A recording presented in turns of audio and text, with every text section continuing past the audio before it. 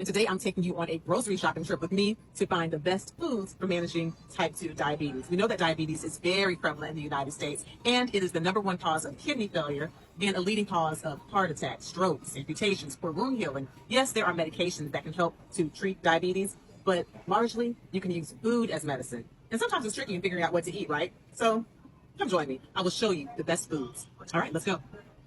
Proteins are excellent for helping you to manage type 2 diabetes. They're a great way for managing your blood sugars. A lot of times when you want to grab a quick snack, you might think that you want to grab something like that's full of carbs, things that will satisfy you. You might think about popcorn, bad idea. You might think about grabbing, like a roll or croissant, bad idea. When you think about diabetes, you should think about proteins. And so there's lots of healthy proteins, such as hard-boiled eggs and definitely fish. Fish like salmon. Now, these are frozen fillets. I can go right over here behind me and get some fresh fish, including the salmon like what I have. Also, other fatty fish. You can get mackerel, halibut, sardines, but you don't want the sardines to be covered in salt. You want sardines that are either in water or in some type of an olive oil. And there are other proteins that are healthy as well. Beans, lentils, and edamame. And so just make sure that you have protein as a really high part of your diet if you have diabetes. Okay, let's look at some of these other choices as we go grocery shopping. Okay, when we talk about fats, I know with diabetes, it's normally a bad thing. Why? Because we know that when you have a lot of fat, especially belly fat, then it can cause you to have insulin resistance. But when it comes to your diet, having healthy fats is actually great for diabetes. It helps to improve your insulin sensitivity. It helps to improve your hemoglobin A1C. So what do I mean by healthy fats? Foods like nuts, okay? So here we have some nuts. It can be almonds, pistachios, cashews. They have healthy fats. They also have some protein. They have fiber, and they help to unclog your arteries naturally. Avocados. Y'all, I love avocados. Those also have healthy fats. Olive oils, especially extra virgin olive oil, another example of a healthy fat. And so when you go grocery shopping, look for the nuts, look for the avocados, look for the healthy fats to improve your diabetes. Okay, you definitely need to have fiber-rich foods on your list to keep you full and satisfied and to help you have great blood sugar levels. So here we are with our leafy green vegetables, right? So foods like broccoli.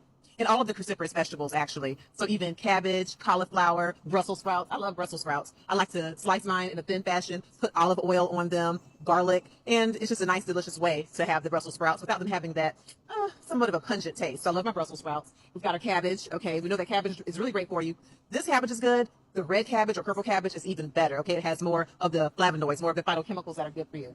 So really, anything that's leafy and green is loaded with fiber. It has chlorophyll, which helps your body to detoxify, and it helps you to decrease your insulin resistance. So all of these things are great. I'm also looking for whole grains. Whole grains like oats and quinoa are another way to really get full of fiber and to get full. You know, when you're full, that helps you to keep from eating things that are bad for you, like the saturated fats, the sugary foods. So when you fill yourself up with these low-calorie, high-fiber foods, it helps to not only increase your insulin sensitivity, it also helps you to maintain a healthy weight. And we know that if you're living with obesity or living with being overweight, that is a huge risk factor for worsening diabetes, worsening hyperglycemia. So yeah, the high-fiber foods are the way to go. All right. Foods that are high in antioxidants are also going to be great for managing your diabetes because when you have the antioxidants, that helps to get rid of free radicals and to get rid of inflammation. We know that diabetes can be really bad on vessels. It can cause poor circulation, poor wound healing. And so the more foods you eat that are high in antioxidants, the less inflammation you have and the less damage the diabetes mellitus will do to your body. So what foods are high in antioxidants? Fruits, of course. We have berries. Okay. We have strawberries, which are wonderful. Strawberries are actually one of the most nutrient-dense fruits that we have. And so you can have strawberries anyway. Of course, you can just eat them plain. You can chop them up. You can add them to your smoothies. You can have them to top your chia pudding, have them to top your oatmeal with the still oats. You can put them in salads. So strawberries are a really great part of the diet. All right. So here are some mixed berries. I see this would be my choice because you have the blueberries, you have raspberries, you have blackberries. And so this gives you a nice flavorful mix. You have the sweetness, but a lot of people worry about fruits because some of them really do have high sugar. And we know we need to limit our grams of carbs in our sugar. But when you have fruits that are also high in fiber, that helps to slow down the release of glucose in your body and it prevents you from having an insulin spike. So consult with your doctor, but don't always be afraid of fruits with high sugar as long as they have high fiber. So yeah, these mixed berries are a good choice. So here we have some granola. Okay, you got to be a label watcher to make sure there's not a lot of salt added or sugar added. But if you're dealing with a whole grain, okay, or a whole oat, that's going to be good for you. And make sure that when you're dealing with grains, you do use the whole grains. So by whole grain, I mean a grain that has all three parts of the grain. If you're dealing with rice, for example, if it's brown rice or black rice, then it can be a whole grain. But if it's white rice, it tends to be stripped of some of the important nutritive portions of the grain. So basically, just read the labels, get whole grains, and that's another way to help to manage your diabetes. All right, let's keep shopping. Okay, pears. Listen, pears are really great. First of all, I love pears. They're delicious, but they're also loaded with fiber. Okay, so this is one of those high fiber foods, and they're loaded with the antioxidants that will help your body with inflammation and be good for your diabetes. You want to make sure that you eat the skin. Okay, that's where the money is. That's where the fiber is. But we know that they are nutrient dense and delicious. So when you're shopping, please don't pass the pears. And also citrus fruits. Yes, lemons, limes, also oranges. And of course, as always, make sure you consult with your doctor so you don't want to overdo your sugar load. But remember, when you're eating fruits that are high with sugar, if they're also high in fiber, it's not as bad as you may think. But we know that oranges and other citrus fruits, like the lemons and the limes, are loaded with vitamin C. That's always good for your immunity. It helps to build your white blood cells. It helps you to cut colds, okay? You have a cold for a shorter amount of time if you're loaded with vitamin C. And these are ways to help to satisfy your sweet tooth, yet manage your diabetes.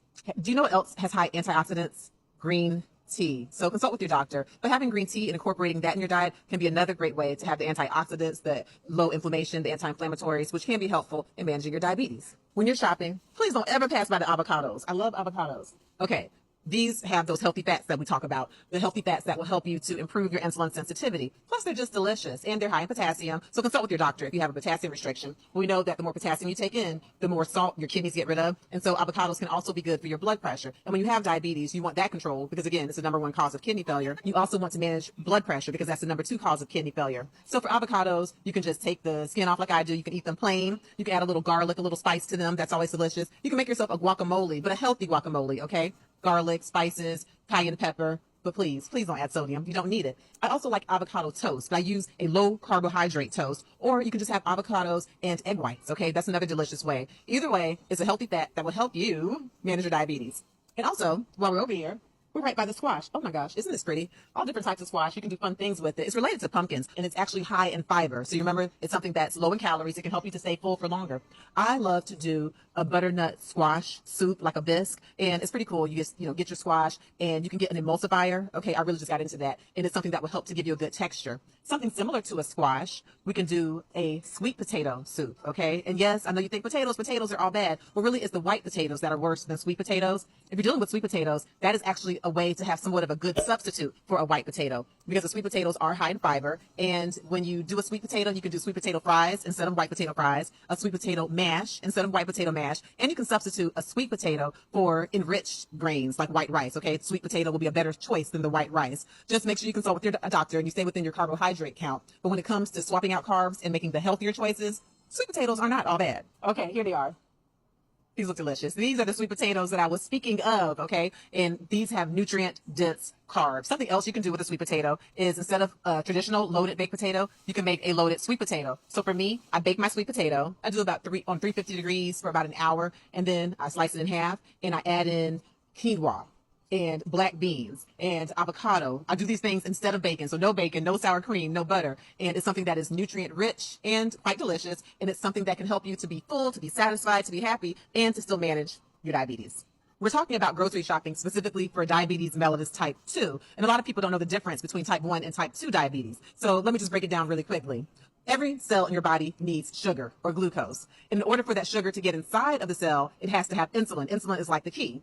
Well, when you have type 1 diabetes, you don't have enough keys. Your pancreas does not make enough insulin. And so the sugar cannot get inside of the cells. And so it ends up being outside of the cells. And you have hyperglycemia or high blood sugar. Okay. For type 1 diabetes, you don't have enough insulin. You don't have enough keys. For type 2 diabetes, you have enough insulin. Your body makes plenty of insulin. The problem is the insulin is not working to get the sugar inside of your cells because you have insulin resistance. So for type 2, you have enough keys, but the keys don't work. So what we're doing is we're trying to find foods that will help your keys, your insulin, work better so that you can have a greater blood sugar control and a greater insulin sensitivity. Please be sure to like this video and to share it with the people you care about, because I'm giving you evidence-based information. Also, we have a membership community now here on the Dr. Frida channel. If you click the link in the description, you can join us. If you become a member, you will have privy to members-only videos where I give you extra health information. Also, this is my favorite part, we have a members-only live Q&A. That's right, where it's you, me, and the other members, and you're going back and forth asking me questions in real time, and I'm answering them. So we schedule those. You also get a sneak preview when I do other videos that I release. I'll show it to members first very often, and then you get custom emojis, you get shout outs and other fun things. If you don't join the membership, don't worry. I'll keep giving you the evidence-based medicine that you love, but if you want some of those VIP perks, then come on, join the Dr. Frida membership. Thank you for coming grocery shopping with me. If you found this trip to be helpful, informative as far as the best choices to make when you're living with diabetes mellitus type 2, or if you're trying to prevent it, even if you're pre-diabetic, or you want to prevent becoming pre-diabetic, these are healthy choices. As always, consult with your physician.